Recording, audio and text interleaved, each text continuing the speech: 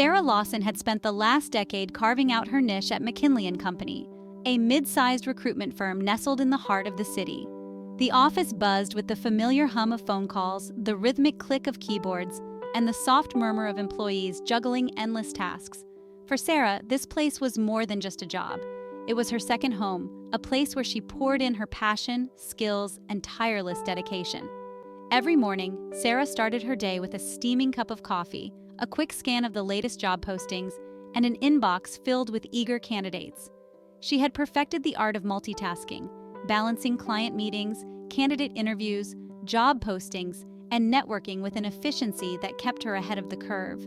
Sarah was known for her knack for connecting the right talent with the right opportunities, and her colleagues often joked that she could smell a perfect match from a mile away.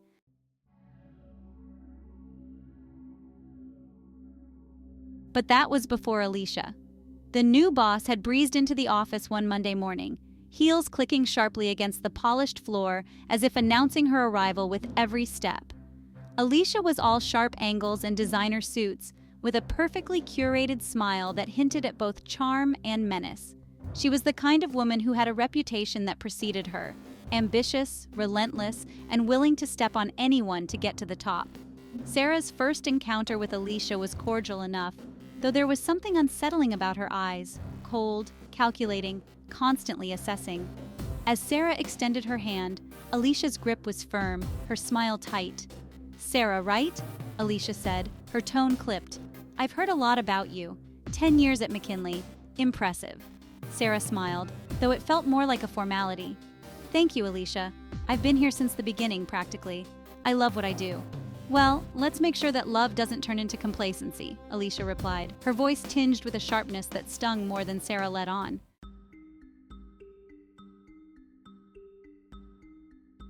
Alicia didn't waste time. In her first week, she called a meeting with each department head, dissecting every process, every task, every employee down to the smallest detail. She demanded a report of daily activities from everyone under her management, claiming it was to understand the current workflow. Sarah thought nothing of it at first. After all, a new boss wanting to understand her team was standard protocol, wasn't it? But the unease lingered, a quiet warning Sarah couldn't quite shake.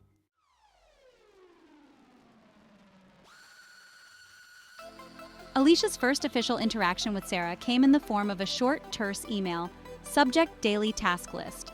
"Hi Sarah, please provide a detailed list of your daily tasks, including frequency and time commitment. I'd like to ensure we're maximizing efficiency across the team. Thanks, Alicia."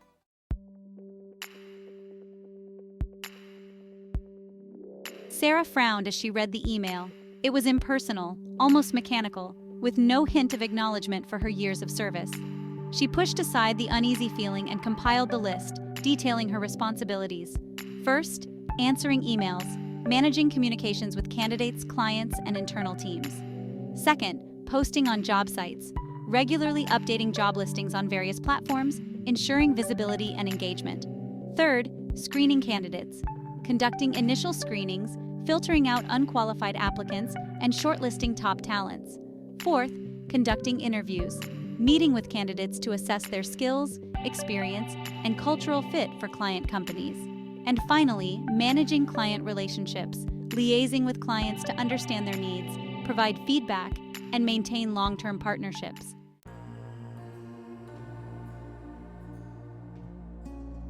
Sarah sent off the list with a sense of pride, believing it showcased her breadth of responsibilities. But Alicia's response came swiftly. Subject: daily task list. "Hi Sarah, thank you for the information. I've reviewed your list and have some thoughts on redistributing tasks to enhance overall team performance. I'll be in touch shortly. Best, Alicia."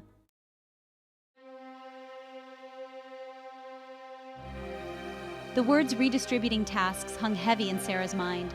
She tried to brush it off, telling herself that Alicia was just trying to make her mark as a new leader. But the changes came quickly and without warning. One by one, Sarah's responsibilities were handed off to other team members.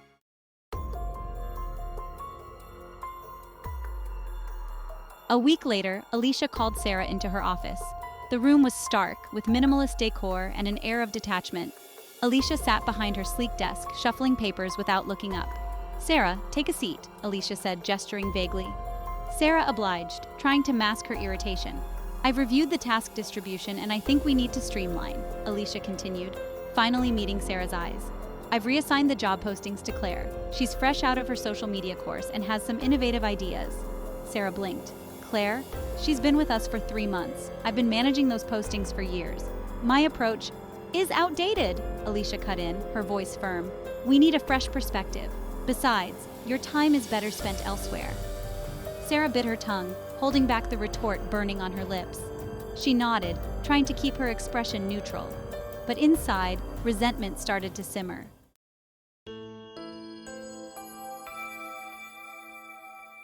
The next few weeks were a blur of similar conversations. Sarah's candidate screenings were handed off to a junior recruiter. Her client communications were streamlined by looping in another team member, someone Alicia deemed more dynamic, and her beloved interview responsibilities were chopped up and divided among whoever had the time. Sarah was slowly being stripped of her role, piece by piece, until she was left with one mundane task: sorting and filing digital documents that no one else wanted to touch.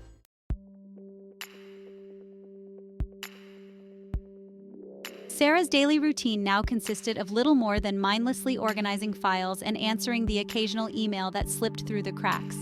Her office, once a hub of activity and purpose, now felt like a prison cell. The cheerful recruiter who had once commanded respect and admiration was now the shadow of a woman defeated by the very system she had helped build. Sarah's resentment boiled quietly under the surface, turning her coffee bitter and her smiles hollow. She had given 10 years of her life to McKinley & Company, and this was her reward, a slow, painful fade into irrelevance.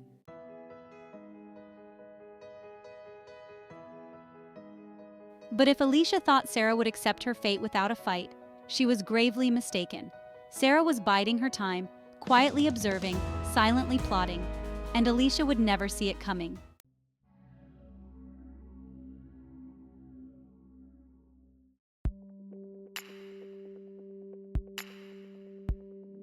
Sarah stared blankly at her computer screen, the monotony of her new routine sinking in like an anchor. She glanced at the clock, 10:05 a.m. It felt like she had been filing documents for hours, but in reality, she had barely scratched the surface of the day. She sighed, a long, weary breath that echoed her growing sense of defeat. Alicia's reassignments were swift and merciless, dismantling Sarah's role piece by piece.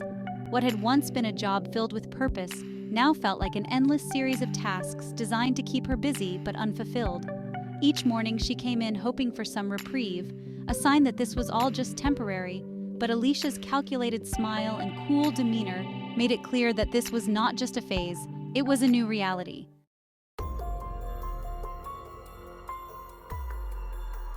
One morning, as Sarah sipped her coffee in the break room, she overheard 2 junior recruiters, Claire and Tom, chatting nearby. "Can you believe Alicia gave me the job postings?" Claire said, her voice bubbling with enthusiasm. "She said my social media skills are exactly what the company needs right now." Tom nodded, his eyes wide with admiration. "Yeah, she moved all the candidate screenings over to me. Said she wanted to maximize my potential. I mean, I just started here and already she's giving me so much responsibility." Sarah clenched her jaw, the words stinging more than they should. It wasn't that she had anything against Claire or Tom. They were good kids, eager to prove themselves, but hearing them speak so casually about the tasks that had been the backbone of her career was like salt on an open wound. "She's really shaking things up, huh?" Sarah said, joining the conversation with a forced smile. Tom looked up, startled. "Oh, hey, Sarah. Yeah, Alicia's making a lot of changes. She said it's all about efficiency." "Yeah," Claire chimed in, oblivious to Sarah's simmering frustration. "She's got this vision for the department. It's exciting, you know?" Sarah nodded, though inside she felt anything but excitement. She could see the writing on the wall. Alicia was methodically dismantling her role, reassigning tasks to make Sarah look redundant. It wasn't about efficiency, it was about control.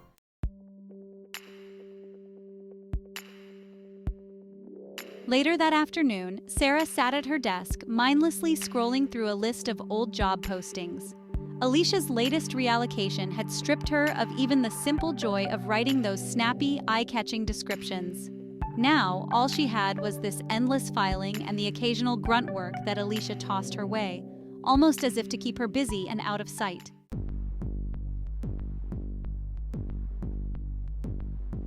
Just as Sarah was about to close her laptop in frustration, Alicia appeared at her desk, her presence as unwelcome as a sudden storm. She leaned against the cubicle wall, arms crossed, her smile thin and devoid of warmth. "Sarah, I need to talk to you about something," Alicia said, her tone dripping with false politeness. "I've noticed some inefficiencies in how you're managing the document archives." Sarah raised an eyebrow. "Inefficiencies?" "Yes," Alicia continued, unfazed by Sarah's incredulous tone. "I've noticed you're still organizing files manually instead of using the auto-sort feature. It's outdated and time-consuming. I think it's best if we simplify your process. We need you focusing on what's important, like keeping these records straight." Sarah could barely contain her anger. This wasn't just about reassigning her tasks anymore. Alicia was actively undermining her in every possible way. "I've been using this system for years because it ensures accuracy," Sarah said, keeping her voice steady. "The auto-sort feature often misplaces documents. It's faster, but it's sloppy." Alicia's smile faltered, her eyes narrowing slightly. "Fast is what we need right now, Sarah. We're running a modern office, not a museum. Adapt or get left behind." The words stung, a sharp reminder of how little Alicia valued her experience and expertise. Sarah bit back the retort that lingered on her tongue and simply nodded. "I'll keep that in mind," she said, her voice tight. As Alicia strutted away, Sarah felt the familiar burn of resentment flare up, more intense than before. The constant belittling, the passive-aggressive comments, the thinly veiled threats, it was all designed to break her spirit, to push her out without the messy business of firing her outright.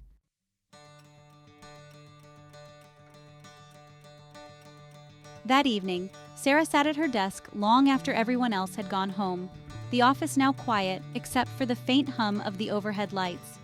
She opened her laptop, not to file documents, but to do something she hadn't done in years: look for another job. She scrolled through the listings, but each one left her feeling empty. Nothing felt right. McKinley & Company was her place. She wasn't ready to give it up, not because of Alicia. Sarah shut her laptop and leaned back in her chair, staring at the ceiling. She thought about the past 10 years, the long nights, the successes, the relationships she had built with clients and colleagues. She had given too much to this place to let it all slip away because of one overzealous boss.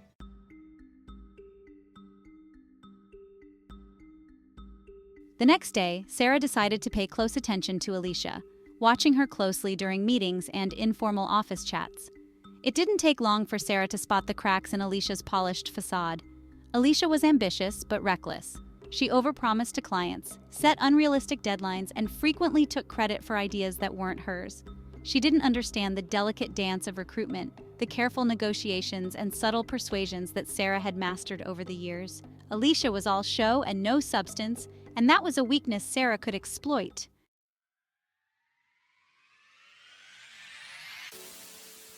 That evening, Sarah met her closest friend and confidant, Julie, at their favorite wine bar, a cozy spot tucked away from the office drama. Julie was a fellow recruiter and had been with McKinley for almost as long as Sarah. She knew the ins and outs of the office politics better than anyone. "So, what's the latest on the Alicia front?" Julie asked, sipping her wine. "Did she decide to reassign your coffee breaks too?" Sarah laughed bitterly. "I wouldn't be surprised. She's got me down to filing and archiving now. I'm basically the office librarian." Julie's eyes widened in disbelief. "You've got to be kidding. You're the best recruiter they have, and she's got you filing? That's insane." "Yeah, well, she's systematically dismantling my job. I'm pretty sure she's hoping I'll just quit." Julie leaned in, her expression serious. "You can't let her do this to you, Sarah. You've worked too hard for too long.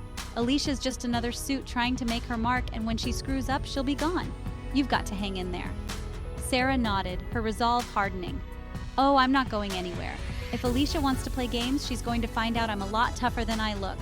Julie smirked, raising her glass. "Now that's the Sarah I know. Don't let her push you around. And remember, the best revenge is living well.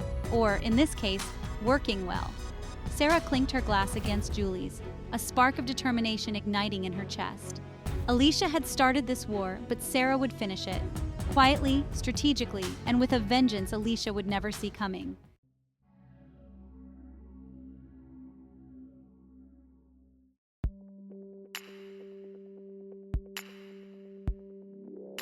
The weeks dragged on, each day blurring into the next, as Sarah continued to watch her responsibilities slip away, task by task.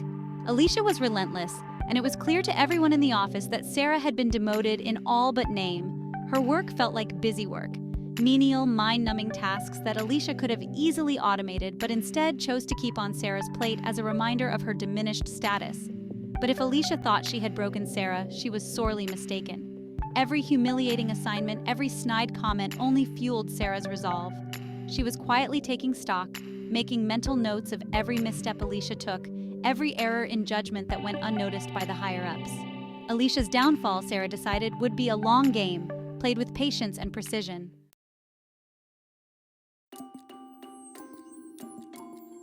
One day, as Sarah sat in yet another mundane meeting that Alicia had scheduled to micromanage the team's efficiency, she noticed something interesting.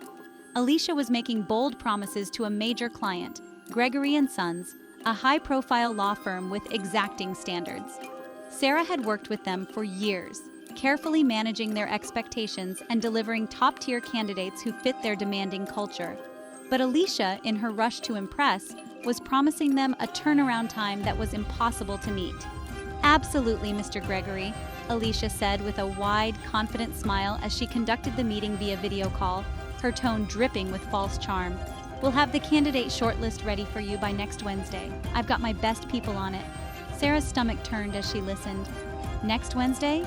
That was less than a week away, and they hadn't even finalized the job description, let alone started the search. Sarah knew Gregory & Sons, knew how meticulous they were and how they would not tolerate any deviation from the agreed schedule.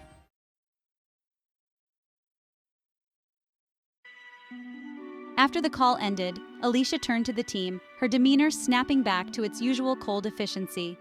"All right, team, you heard Mr. Gregory. We need a short list of top-tier candidates ready in 6 days. I need everyone on this. Tom, Claire, you'll handle the initial screenings." "Sarah." Alicia paused, her eyes narrowing slightly, as if searching for the most demeaning task she could assign. "Sarah, you can assist with document prep for the interviews once we get to that stage." Sarah nodded curtly, but inside she was seething. Document prep? She had been the lead recruiter on Gregory & Sons for years, and now she was relegated to clerical duties? It was not just an insult. It was a reckless move that put the entire project at risk.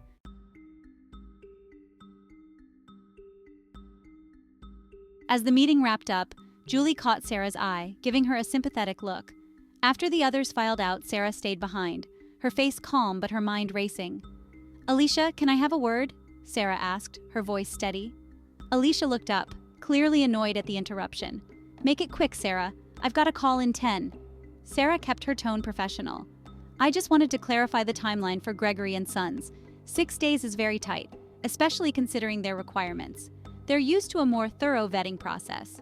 If we rush this, we could compromise the quality of candidates and—" Alicia cut her off with a dismissive wave of her hand. "I appreciate your concern, Sarah, but times are changing. Gregory & Sons need to adapt, just like we do. They'll get used to it." Sarah bit back her response, knowing there was no point in arguing. Alicia's arrogance was astounding. She had no understanding of the careful balance that kept clients like Gregory & Sons happy. This was more than a simple oversight. It was a fundamental misunderstanding of the business.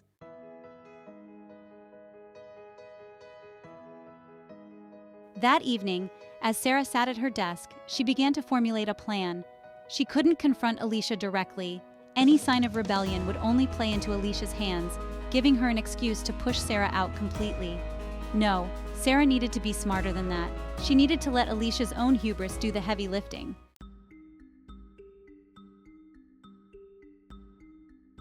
Sarah began documenting everything. She saved emails, took detailed notes in meetings, and kept a record of every task Alicia had reassigned, noting the impact it had on client satisfaction and team efficiency. She saw the cracks forming, missed deadlines, complaints from clients, and a growing discontent among her colleagues. Alicia's streamlined approach was creating more chaos than order, and Sarah was collecting all the evidence she needed.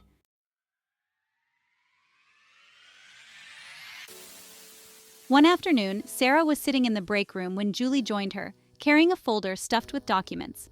She dropped it on the table with a frustrated huff.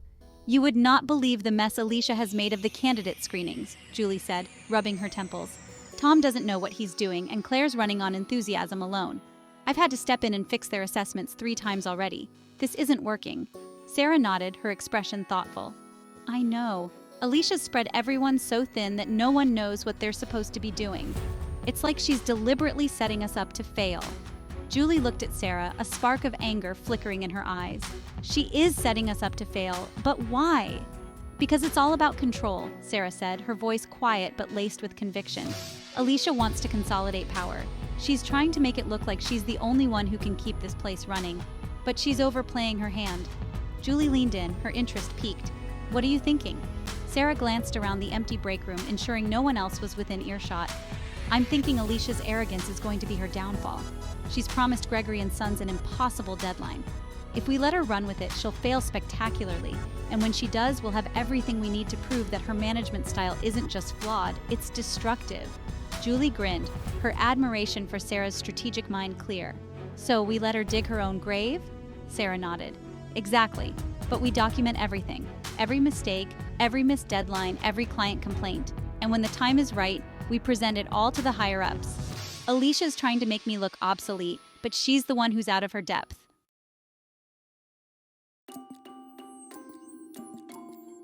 The plan was set in motion. Over the next few days, Sarah played her part perfectly, doing just enough to stay under Alicia's radar while quietly assisting her overwhelmed colleagues. She coached Tom through the screening process, subtly guiding Claire on how to refine her job postings without drawing Alicia's ire.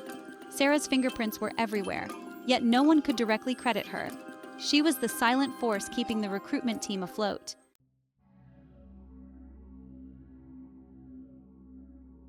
Meanwhile, Alicia's grand promises to Gregory and Sons began to unravel. The short list of candidates was a disaster, rushed, poorly vetted, and filled with applicants who were wildly unqualified. Mr. Gregory, the notoriously exacting client, was not impressed. Sarah watched from the sidelines as Alicia scrambled to cover her tracks, blaming the team for failing to deliver on her impossible promises. But Sarah's documentation told a different story. A narrative of mismanagement, unrealistic expectations, and a toxic work environment cultivated by Alicia's relentless need for control.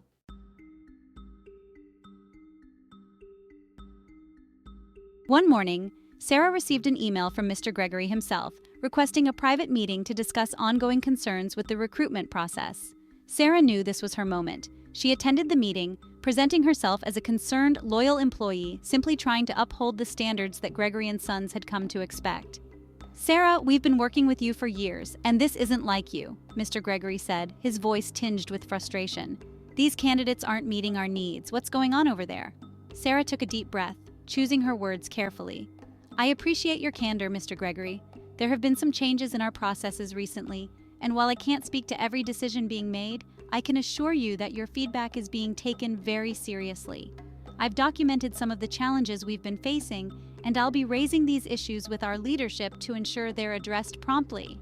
Mr. Gregory nodded, satisfied for the moment, but clearly unconvinced that Alicia's leadership was sustainable. Sarah left the meeting knowing she had planted the seed of doubt in one of their most important clients.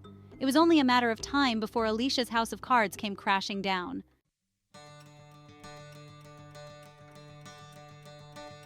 Sarah's quiet campaign against Alicia was gaining momentum, and with each passing day, the evidence against Alicia grew stronger. Sarah wasn't just fighting for her old role. She was fighting for her reputation, her career, and for every employee whose voice had been stifled by Alicia's overbearing management.